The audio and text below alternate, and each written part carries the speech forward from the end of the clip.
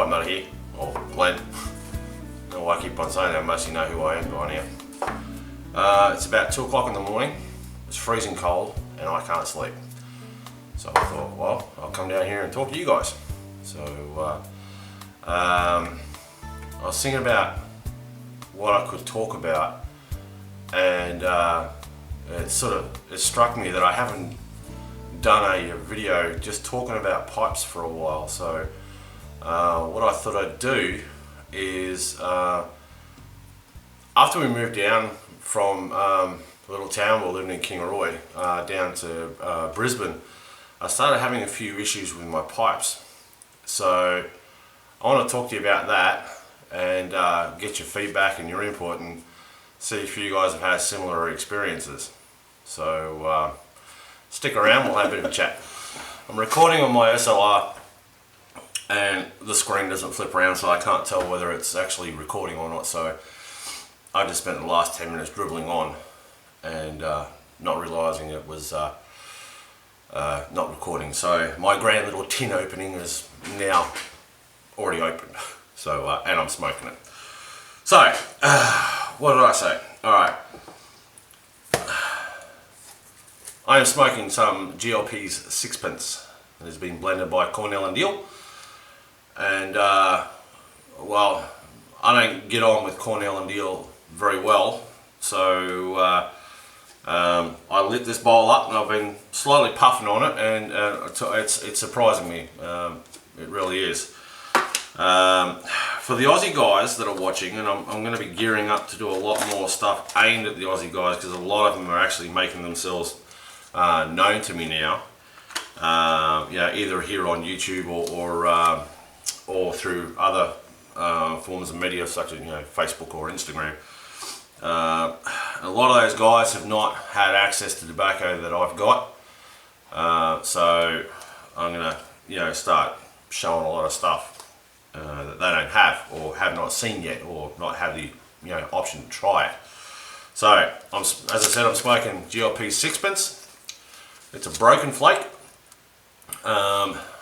Straight away you can smell when you don't empty it on the floor or on the bench. You can smell hints of fruit. This particular blend has a very high perique count in it, so it's going to be a spicy one. As I said, I generally don't get along with GLP's blends. They just don't suit my palate, and this one actually is surprising me. I won't say it's very sweet, but it has hints of what reminds me of fruit. I won't say it has got fruit in it, because it doesn't have any fruit in it. So if you're into the spicy shit, then get a hold of a tin of Sixpence and give it a whirl. I won't say it's a bad blend, but it could probably do with a few years of age on it. But as far as it goes, first up, and I'm about a third of the way through the bowl, it's not going to do it too bad. Okay, why are we here? Why are we talking? About a month ago, we moved from a little town called Kingaroy, which is about 180 miles northwest of Brisbane, or for the guys who speak metric, it's about 250 k's northwest of Brisbane, which is about 2.5 hour drive. Kingaroy is predominantly an agricultural area. It's a very dry area. On the stormiest of days, it only gets up to around about a 65 to 70% humidity rate. So, and when it is dry, it'll get down to anywhere like 30% humidity. So, whereas Brisbane, on a normal day, it's around about 70% humidity, and when there's a storm or anything like that around, especially during the summer, it'll get up and sit around about 90 to 95%. So there are vast differences in moisture levels between the two areas. Why am I talking about this? Okay, about a week after we moved into the house, and the first thing I did was setting my pipes up. Got to get your priorities straight, as well as setting up the workshop. After a week of the pipe sitting, I went to grab a couple to bring down to the shop here, and I noticed that a lot of my stems were loose. and I'm thinking, oh shit, what's going on here? And we're not talking just crappy, pipes, or because I'm not going to say Graybos are crappy pipes, because I like my Graybos, they're good pipes. So anything from a Graybo, from a Mario Grundy to a Peterson, to a Sparky pipe, to a Chris Morgan pipe, things like Jesse Bone, the ugliest pipe in the freaking world that you've ever seen. If you're interested, it's an Elva Racine Bruyere. And what have we got here? A Ben Wade. All of them have now got loose stems. Now we're not talking strictly vulcanite here, we're talking acrylic like this one. It literally will fall in and out. Now some of them have started to tighten up. The ones that are Delrin on Delrin have had no problems. Anyone with a metal band on them has had no problems. And I'm assuming, and I could be wrong here, but and I value your input. I'm assuming because we've moved into an area of higher humidity, the stems or the shanks have swollen, or the mortises have swollen, and not in a good way. You'd normally think mortise swelling, you're going to get stuck stems.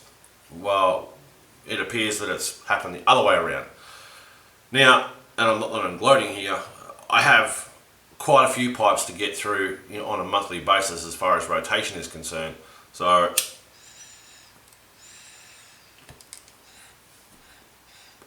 oh, that's spicy. Not that there's anything wrong with that. Anyway,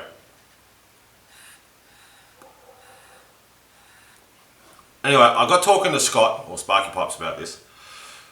And we came to the conclusion that it's environmental, the reason why these things are happening to my pipes. Come down to a higher area of higher humidity, the briar has swollen, loose stems. Now, the same could happen in reverse. You move to a dry area, you might have the exact opposite problem where the briar will shrink, your stems will get stuck. Now, there's two ways I can go about it. I can try and smoke the hell out of every single one of them and try and get some moisture back into the briar, because smoking them is pretty much the only safe way I know of doing it. Either that or putting some beeswax on all my tenons, which I don't honestly want to do. Doesn't do them any harm, but I don't really want to introduce another agent into my in my pipes. So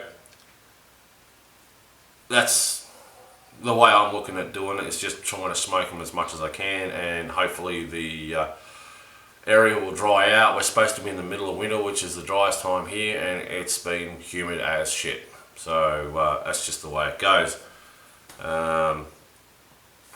So yeah, there's just a little thing. So if it doesn't matter where you are in the world, the same could happen. If you go from a low humidity area to a high humidity area, you may wind up having the same problem as I do, or you may have no problems whatsoever. So I don't really have a fix for you.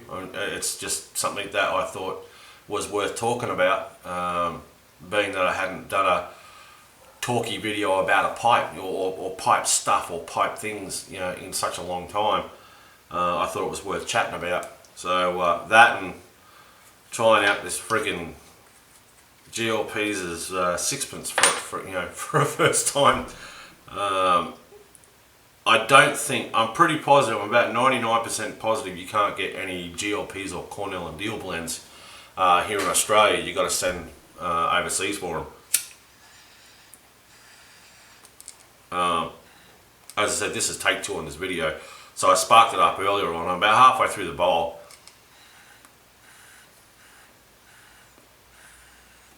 Not much is changing for me. I have tried to like Cornell and Deal blends, but they're just somehow not for me. But I'm also a believer in you can't form an opinion about a tobacco off the first bowl, so, and out of this, one pipe. So I'll have to try it in a few other pipes, and then I'll tell you I don't like it. So anyway, it's past 2 a.m. here. It's freezing cold. I'm an insomniac, so I can't sleep, so that's the whole reason why I'm down here talking to you now. Yeah, but that's about all I have for you. So anyway, something to keep in mind. Let me know what you think down in the comment section. And for the guy who keeps on thumbs down on me, I'm glad I wasted your time. So you can give me another thumbs down. I love it when you do that. Fantastic. Anyway, cheers, Steve. Take it.